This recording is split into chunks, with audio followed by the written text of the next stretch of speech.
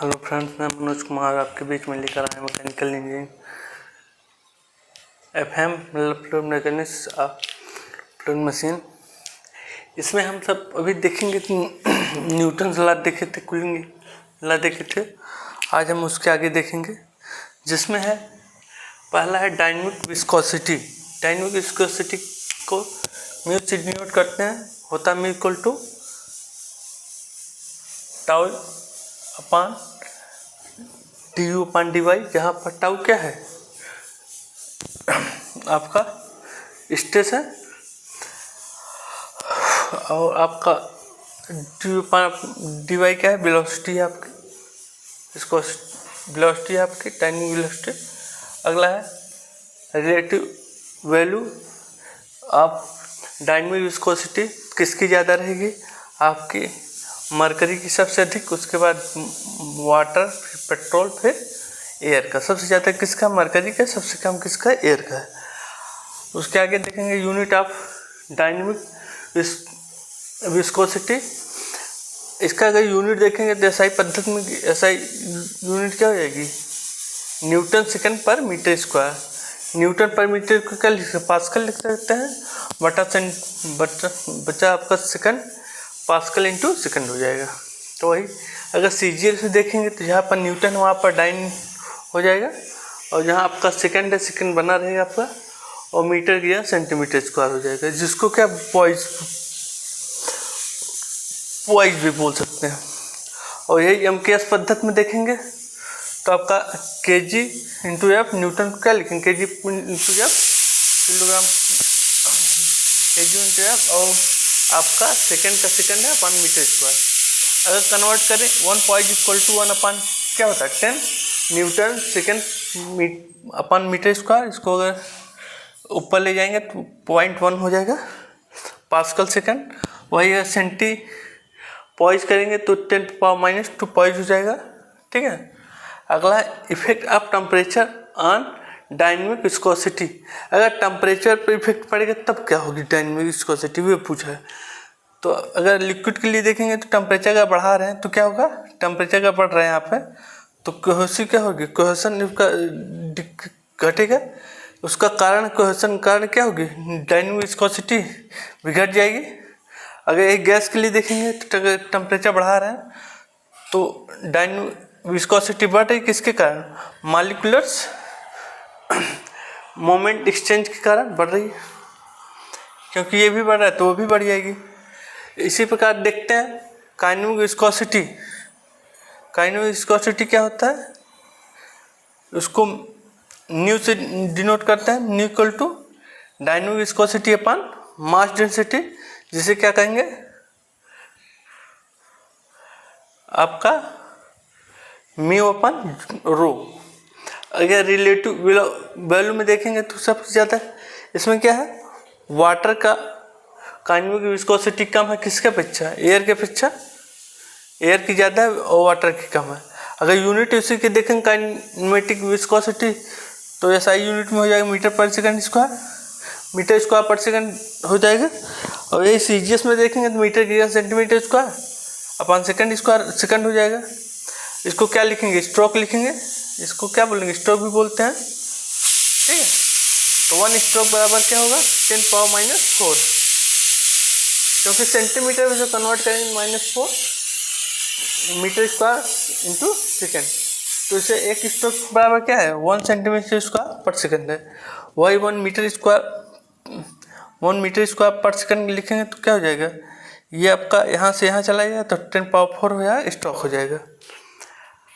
यही है fast liquid के लिए, सरफेस टेंशन अगर घट रहा है तो क्या होगा, साथ में क्या हो जाएगी, टेम्परेचर भी बढ़ जाएगा, टेम्परेचर बढ़ जाएगा। आगे देखते हैं इस एक्सेस प्रेशर मतलब गेज प्रेशर। इसमें फ्लूइड सिस्टम है, फ्लूइड सिस्टम में उसका देखते हैं प्रेशर, उसका गेज प्रेशर क्या हो जाएगा। अगर देखेंगे प्रेशर इनसाइड ड्रॉप, या तो कह सकते हैं लिक्विड ड्रॉपलेट हो, तब जैसे सॉलिड लाइक स्फीयर, तो क्या हो जाएगा आपका हो जाएगा pressure P equal to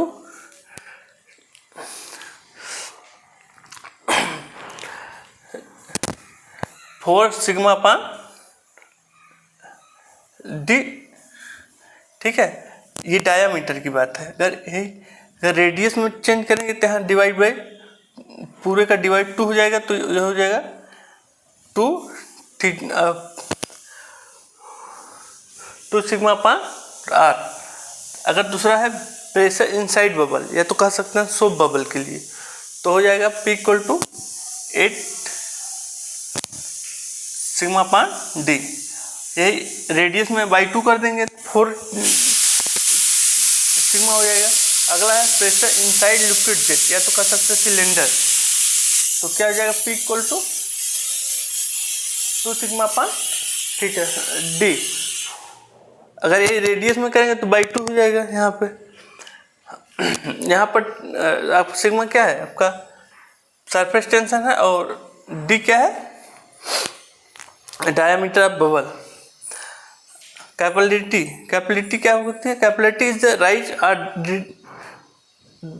depression of a liquid in a hollow tube. It occur due to both cohesion and adhesion. Cohesion मतलब attraction between the molecules, और इसमें attraction unlike molecules, like molecules is unlike molecules है। Capillary rise और capillary fall में difference. तो क्या है, आकाश with waiting fluid, इसमें क्या होगा, वेटिंग फ्लूइड रहेगा, इसमें नॉन वेटिंग फ्लूइड रहेगा। इसमें है adhesion is strong than cohesion. Adhesion क्या रहेगा, ग्रेटर देन रहेगा कोहेशन में। इसमें क्या है, एडिशन लेस देन रहेगा कोहेशन के अपेक्षा। इसमें है एग्जांपल, जैसे H2O वाटर और ग्लास का हो गया। इसमें क्या है, मरकरी और ग्लास का। अगला है कैपिलरी राइज और डिप्रेशन, तो क्या हो जाएगा formula H equal to 4 sigma theta cos theta पान रो जी डी।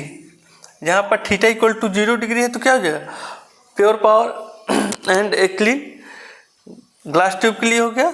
और यही अगर थीटा की वैल्यू 128 और 138 के बीच में है, तब क्या हो जाएगा, तब ये mercury and a glass tube के बीच लिए हो जाएगा। और relationship between H inversely proportional 1/d है। H ट्यूब डायमीटर अगर इंक्रीज कर रहा है तो क्या हो जाएगा, आपका H की वैल्यू क्या हो जाएगी, डिक्रीज करेगी। जाहिर सी बात है, यहाँ से अगर देखेंगे H इनवर्सली प्रोपोर्शनल D है, तो अगर ये D बढ़ेगा तो ये घटेगा, वही चीज़ कर रहा है। अगर D की वैल्यू बढ़ रही तो H की वैल्यू घट जाएगी। Classification based on tube diameter. अगर यही D की वैल्यू क्या है, 6 से कम है, 6 मिनिमम से कम है या तो बराबर है, तो क्या हो जाएगा, किसके लिए हो जाएगा, कैपिलरी ट्यूब के लिए हो जाएगा।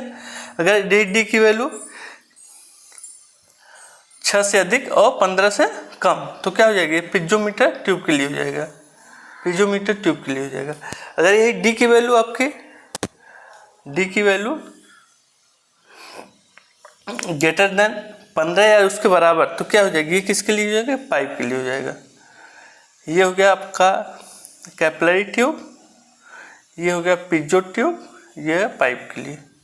आज हम क्या क्या देखे हैं, dynamic viscosity, effect of temperature on dynamic viscosity, kinematic viscosity, gauge pressure देखे हैं, कैपिलरिटी जिसमें कैपिलरी राइज और कैपिलरी वॉल का फॉल का डिफरेंट देखे हैं, और कैपिलरी राइज एंड डिप्रेशन का फार्मूला देखें क्या होता है, H इक्वल टू 4